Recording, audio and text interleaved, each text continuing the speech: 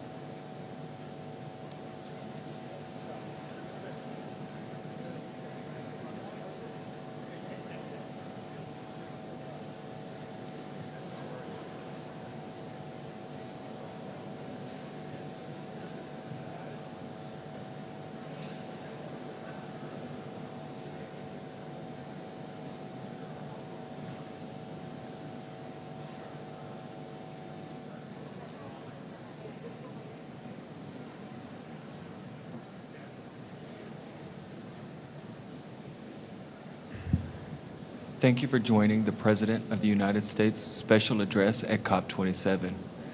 Please silence all electronic devices and please take your seat as the event will begin now.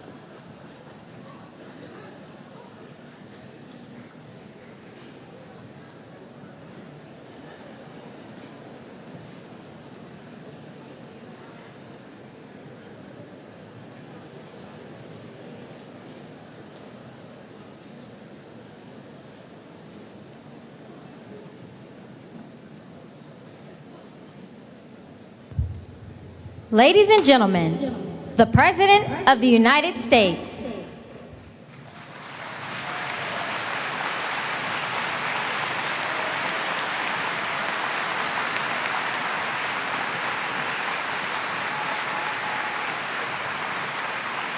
Good afternoon, everyone. Thank you, thank you, thank you. Friends, partners, Speaker Pelosi, members of Congress who've traveled here to represent the United States, and fellow leaders. It's an honor to once again participate in this critical summit. And I'd like to thank our host, President Sisi, for bringing us together at this pivotal moment. Thank you, Mr. President.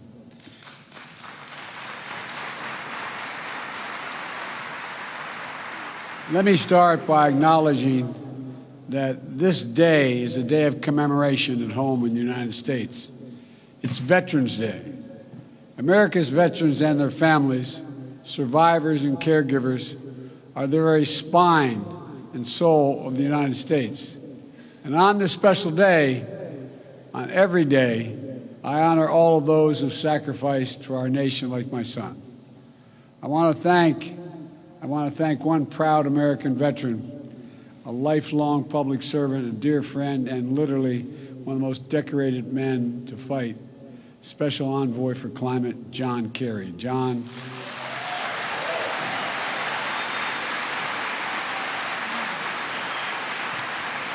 your commitment, your passion, your diplomatic expertise have been absolutely critical to delivering incredible progress on climate issues over the past 2 years. And I thank you, pal. I thank you for being my friend. Here in Egypt, the great pyramids and the ancient artifacts stand as testament to millennia of human ingenuity. We see our mission to avert climate catastrophe and seize a new clean energy economy not only as an imperative for our present and future, but through the eyes of history. According to the World Meteorological Organization, the past 8 years have been the warmest on record. In the United States, we're seeing historic drought and wildfires in the West, devastating hurricanes and storms in the East. Here in Africa, home to many nations considered most vulnerable to climate change, food insecurity. Hunger follows 4 years of intense drought in the Horn of Africa. Meanwhile, the Niger River in West Africa, swollen because of more intense rainfall, is wreaking havoc on fishing and farming communities. In Nigeria, flooding has recently killed 600 people. 1.3 million more are displaced. Seasonal livestock migration routes have been used for hundreds of years, are being altered, increasing the risk of conflict between herders and local farming communities. The climate crisis is about human security, economic security, environmental security, national security, and the very life of the planet. So today, I'd like to share with you how the United States is meeting the climate crisis with urgency and with determination to ensure a cleaner, safer, and healthier planet for all of us.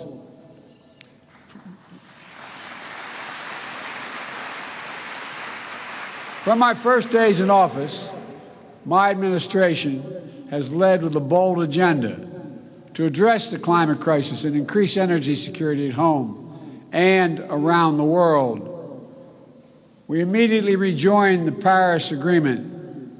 We convened major climate summits and reestablished. I apologize whoever pulled out of the agreement. We established major economies forum to spur countries around the world to raise their climate ambitions. Last year at COP27 in Glasgow, the United States helped deliver critical commitments that will get 2/3 of the world's GDP on track to limit warming to 1.5 degrees Celsius. Over the past 2 years, the United States has delivered unprecedented progress at home through a generational investment in upgrading our nation's infrastructure. We're making our power grid better able to transmit clean energy, expanding public traffic, transit and rail, building nationwide network of electric vehicle charging stations, over 50,000. And this summer, the United States Congress passed, and I signed into law my proposal for the biggest, most important climate bill in the history of our country, the Inflation Reduction Act.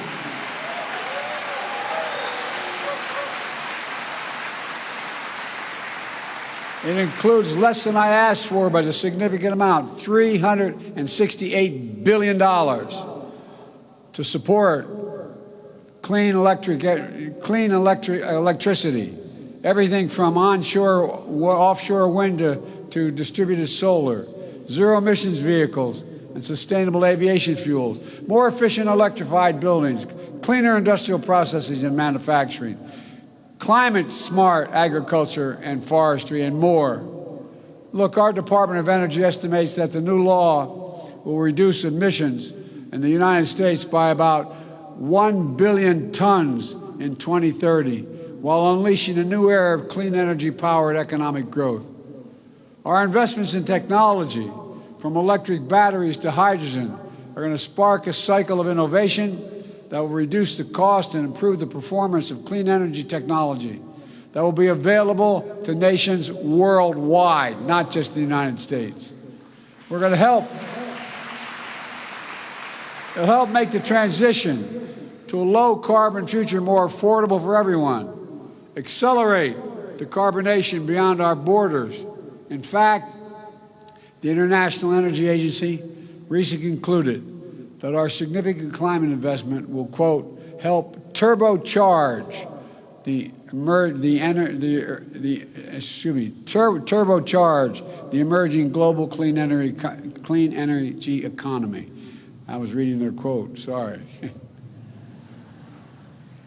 It's going to shift the paradigm for the United States and the entire world.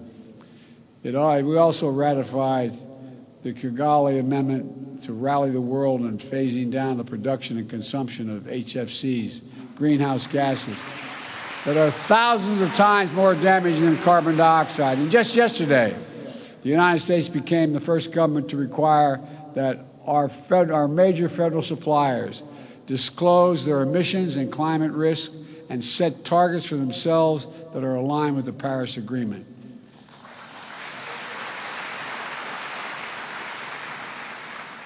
As the world's largest customer, with more than $650 billion in spending last year, the United States government is putting our money where our mouth is to strengthen accountability for climate risk and resilience. These critical steps are already locking in vital investments in our infrastructure, delivering lower costs for clean energy, spurring good-paying union jobs for American workers, and advancing environmental justice in our communities. Folks,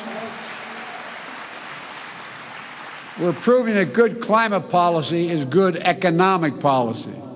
It's a strong foundation for durable, resilient, inclusive economic growth. It's driving progress in the private sector. It's driving progress around the world. And the sum total of the actions my administration is taking puts the United States on track to achieve our Paris Agreement goal of reducing emissions 50 to 52% below 2005 levels by 2030.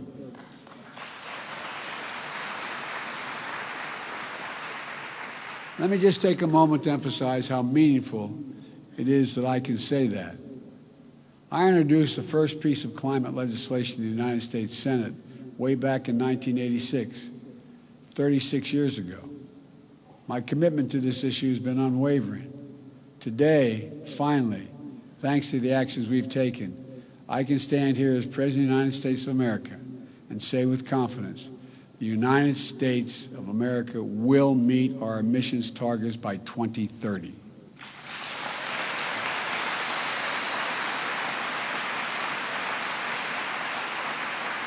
We're racing forward to do our part to avert the climate hell that the UN Secretary General so passionately warned about earlier this week. We're not ignoring harbingers that are already here. It's true, so many disasters, climate crisis is hitting hardest those countries and communities that have the fewest resources to respond and to recover. And that's why last year I committed to work with our Congress to quadruple U.S. support to climate finance and provide $11 billion annually by 2024, including $3 billion for adaptation.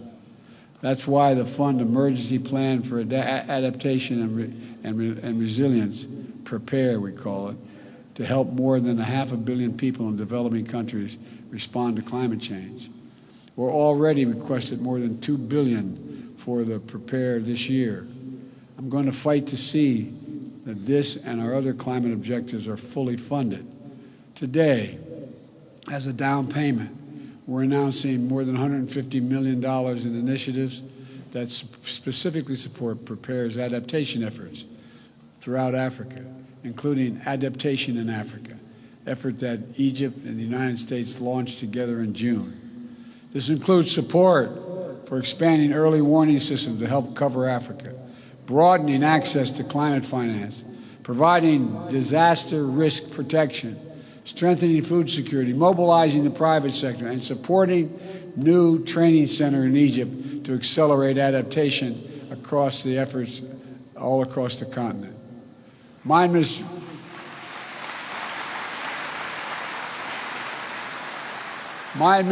has also made the United States the first ever contributor to the Adaptation Fund last year, and this year we're doubling our pledge to bringing our total commitment to $100 million. We're also making sure that every dollar we deliver goes as far as possible, unlocking larger pools of finance and the trillions in private investment we know that will be needed. Folks, we're also supporting the Global Shield, a G7 initiative to better protect vulnerable countries everywhere from climate-related losses and quickly respond to climate-related damages. And the G7-led Partnership for Global Infrastructure and Investment is working to meet the critical infrastructure needs in low and middle-income countries with specific focus on climate. The project we're facilitating is built on transparency, partnership, the protections for workers and the environment.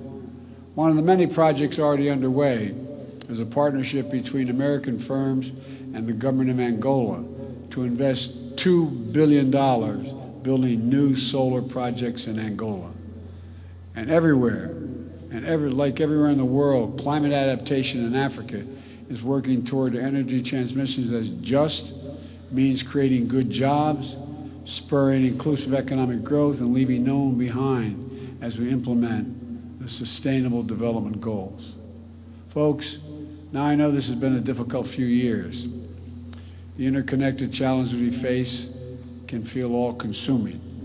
And the upheaval we're seeing around the world, especially Russia's brutal attack against Ukraine, is exacerbating food shortages and energy spikes in cost, increasing volatility in those energy markets, driving up global inflation. Against this backdrop, it's more urgent than ever that we double down on our climate commitments. Russia's war only enhances the urgency of the need to transition the world off its dependence on fossil fuels. True energy security means that every nation is benefiting from clean, diversified energy future. No action can be taken without a nation understanding that it can use energy as a weapon and hold the global economy hostage. It must stop. And so this gathering must be the moment to recommit our future and our shared capacity to write a better story for the world. Let's build on our global climate progress, raising both our ambitions and the speed of our efforts. The science is devastatingly clear. We have to make vital progress by the end of this decade. And that's why the United States is rallying the world around climate game changers. I launched one such game changer last year in the European Commission President von der Leyen, the Global Methane Pledge. We started it with the EU and 8 other countries. In Glasgow, it grew to more than 100 countries. Now more than 130 countries have signed on to covering more than half of the global methane emissions. Methane is 80 times more potent than carbon, and it accounts for nearly half of the net warming we're experiencing now. So cutting methane by at least 30% by 2030 can be our best chance to keep within reach of 1.5 degrees Celsius target.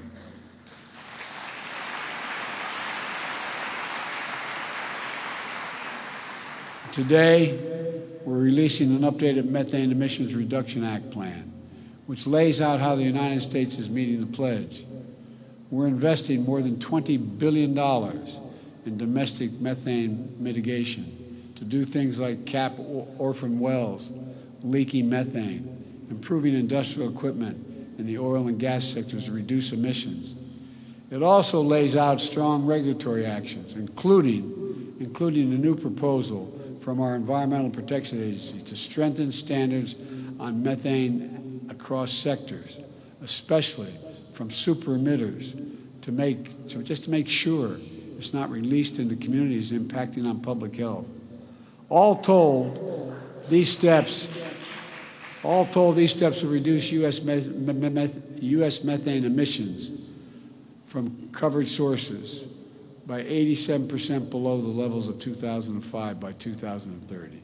Folks, another game changer is conserving our natural environment, whether it's the Congo Basin's forests and peatlands here in Africa, or the Amazon Basin in South America, or forest, wetlands, grasslands in the United States. Preserving nature is one of the most impactful climate solutions we have. Some that indigenous people communities have known and been the stewards of these efforts for a long time and generations. They've known it. Here at COP27, we are co-chairing Forest and Climate Partnership to deliver real rapid strides to halt deforestation. The best part is we don't have to develop any new technologies. We just have to make clear forests are more valuable when they're preserved than when they're destroyed. It's that basic.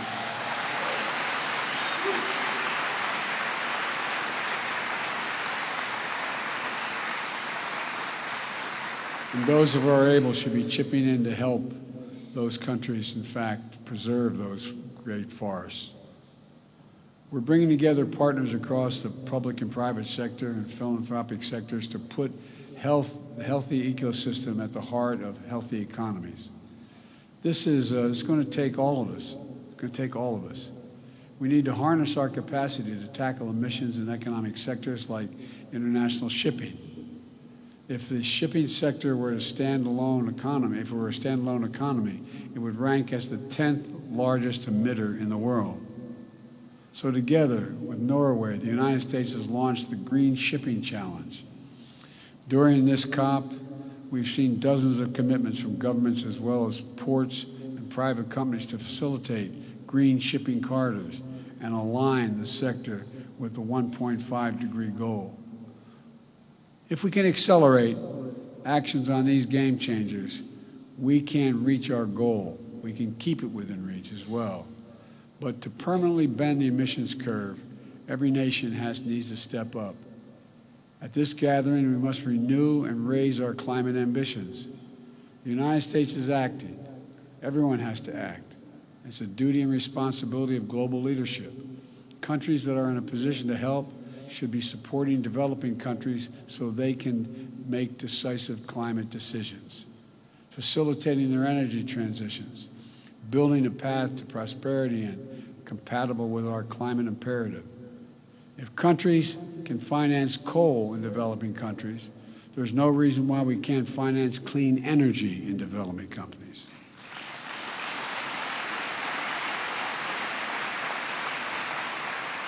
I'm pleased to announce today, alongside the European Union and Germany, a $500 million package to finance and facilitate Egypt's transition to clean energy.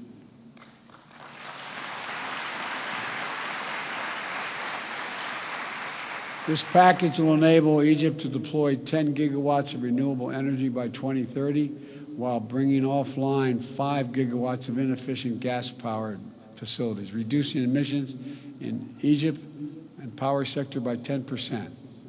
We will also work with Egypt to capture nearly 14 billion cubic meters of natural gas, which Egypt currently flares, vents, or leaks from its oil and gas operations. And because of this cooperation, Egypt is elevating its climate ambition and submitting enhanced national determination contributions. If we're going to win this fight, every major emitter nation needs to align with the 1.5 degrees. We can no longer plead ignorance to the consequences of our actions or continue to repeat our mistakes.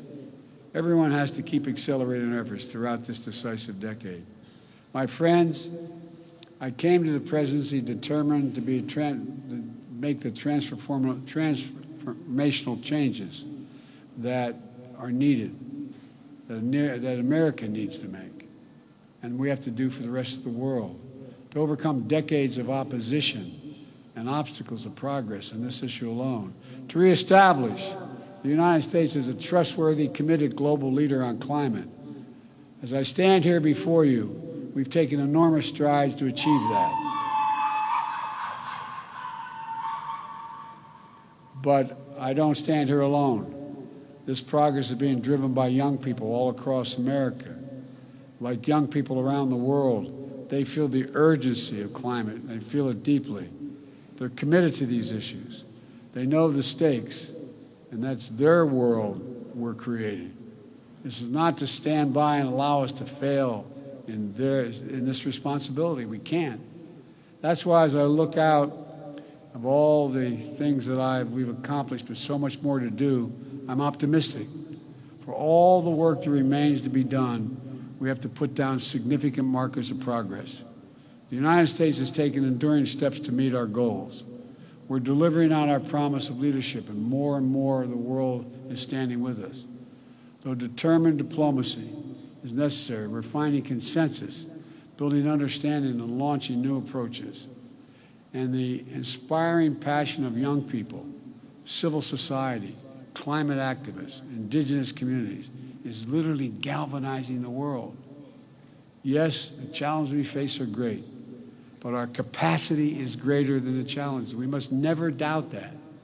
So let's reach out and take the future in our hands and make the world we wish to see and that we know we need.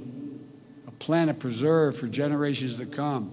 An economy powered by clean, diversified, secure energy sources. Opportunities unlocked through innovation and cooperation to deliver equitable, more prosperous, and more stable, and more just world for our children. That's why we're here. That is what we're working toward. And we can do it together, I am confident. Thank you, thank you, thank you. May God bless you all.